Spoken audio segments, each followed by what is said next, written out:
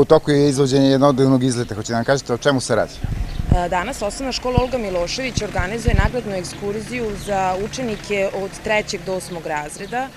Nagrade se odnose na sva takmičenja iz prirodnih i društvenih nauka, kako iz umetnosti, tako i iz sporta.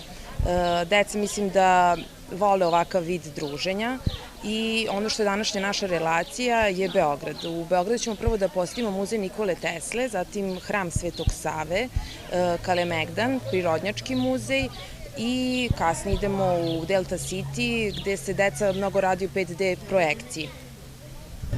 Koliko dece je nagrađeno? 50 učenika, mislim da je to za ovako malu školu velik broj i nadam se da ćemo sledeće godine imati još više učenika na ovoj nagradnoj ekskurziji i deci želimo onako da lepo provedu raspust kao i kolegama. Ja sam Najdana Đoki, učenica sam 3. razreda, išla sam na općinsko takmičenje iz matematike i zaradila sam ovu ekskurziju. Ja sam Sava Petrović, učenik 3. razreda. Išao sam na takmičenje iz matematike i osvojio sam ovu nagradnu ekskurziju. Bila je otkazana, ali sada ćemo da idemo.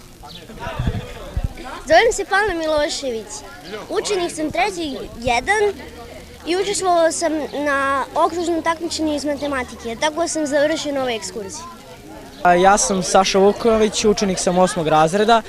Ovu ekskurziju smo zaslužio tako što sam učestvovao na predstavi iz engleskog jezika. Tu su mojih dosta drugara, nas je tu, cijela ekipa je tu sa nama. Zahvaljujemo se direktoru škole što je i nas nagradio. I znaš program kakav je danas? Pa da, idemo u razne muzeje, to sam čuo i znam da će nam biti lepo, što je najvažnije. Lepo se provedite. Hvala.